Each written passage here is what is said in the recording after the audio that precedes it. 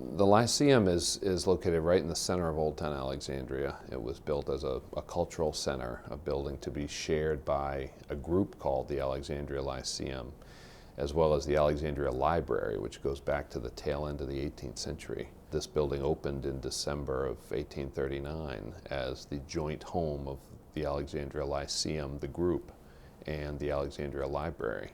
And over time, the building took on the name of the Alexandria Lyceum itself.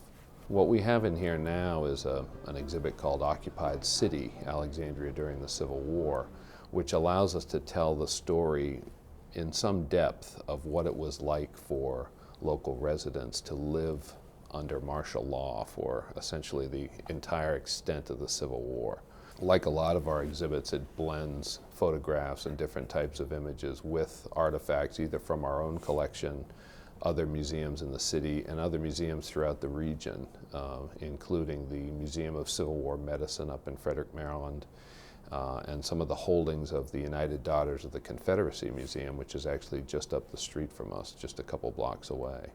So it's a nice blend of visual as well as content that really tells a pretty unique story. And what I wanted to do with this exhibit was really point to some of those incidents and situations in town where civilians and their own government, their former government, came into conflict. What it meant to be occupied, what it meant to have the military telling you what to do at every turn. That's not something that most Americans have ever had any experience with, but it was really the gist of the story here, the nature of what Alexandrians went through in the early 1860s. One of the more interesting stories that opened the situation here, opened this 4-year experience in Alexandria, was this incident at the Marshall House. Again, the morning of May 24th, 1861, there were 5 regiments of federal troops that are all converging on the city. A very small token Confederate force, which is mostly local militia, that was here in town, evacuated. They knew that the Union Army was coming. And shortly before dawn, as these troops are moving into town, one of the units that arrives is the 11th New York Zouaves, led by a young 24-year-old colonel named Elmer Ellsworth. And Ellsworth's men arrive on the waterfront. They come by steamer down the river, and they start coming up Cameron Street from the steamboat landing. Their goal is to take the telegraph office in town, seize that. So as Ellsworth is leading his men up Cameron Street, he spies this enormous secessionist flag, the Stars and Bars, a very large flag floating over the Marshall House Hotel, which is at the corner of King and Pitt Street in Alexandria. And as a local historian of the Civil War, James Barber, wrote, it essentially hits Ellsworth as a slap in the face. This huge flag essentially announcing and proudly boasting of Virginia's secession from the Union. Ellsworth detaches a small group and veers off and heads over to the Marshall House to pull down this flag. Ellsworth enters the hotel, they go up to the roof, pull down the flag, and are returning down through the hotel when in a darkened hallway upstairs they're confronted by the proprietor of the hotel, James Jackson, who had put up the flag and had boasted months before that it would only be removed over his dead body. He steps into the hallway with a shotgun and points it at Ellsworth and fires, and before that can be knocked away, the blast hits Ellsworth and kills him instantly. Jackson is then shot and bayoneted by some of the men that are with Ellsworth. It's an ugly, tragic, immediate, horrific incident, but it really brings the war home immediately to Alexandria. You get these 2 men who become instant martyrs for their respective side, Ellsworth in the north and James Jackson for the south. It's a situation where the federal government has entered private property and killed a private citizen. The details of it, the facts that each man was, had his own mission and was essentially defending himself, gets kind of lost in the translation because these 2 people immediately become heroes to their respective sides, and the symbolism of it all is what sticks with people. The Marshall House itself takes on almost shrine status because you've got all these troops in town now for the next 4 years who want to go see where it all started here in Alexandria, and they take things. As they come into the hotel, they take things as souvenirs, which is another interesting part of the exhibit. One of the little pieces we have on view are some fragments of wood that were apparently removed by a visiting soldier and saved all these years and glued to a piece of paper with a little note that these were souvenirs from the Marshall House when that soldier was here. So the incident itself is very symbolic. The site itself is very symbolic. It was unfortunately demolished toward the end of the 19th century, but it really symbolized the beginning of the war here in Alexandria. Another example of this tension between the Union Army and local residents, there are a couple different incidents like that actually, following on in almost the same theme as the Marshall House incident. St. Paul's Church, which is an Episcopal church here in town, the building is still there. That was actually used as a hospital as well during the war. But before it was seized as a hospital and still being used as a church, there were regular Sunday services there that were attended by Episcopal soldiers as well.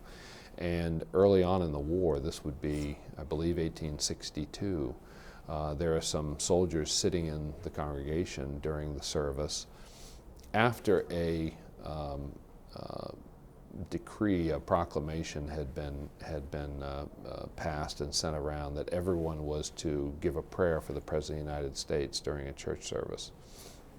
Well, a lot of the members of the congregation at St. Paul's are Southern sympathizing, and the minister there refused to do the prayer for the President of the United States, which was noticed by these Union soldiers who were sitting in attendance. They immediately stood up, protested loudly that the prayer was to be read for the President, and the minister refused. And a guard was called, and the minister was arrested, and it caused a huge uproar among the congregation. Again, these Southern sympathizing civilians and the Union troops and other Union supporters who were also members of the congregation. So I think it's shortly after that incident that actually St. Paul's was seized and turned into a hospital facility.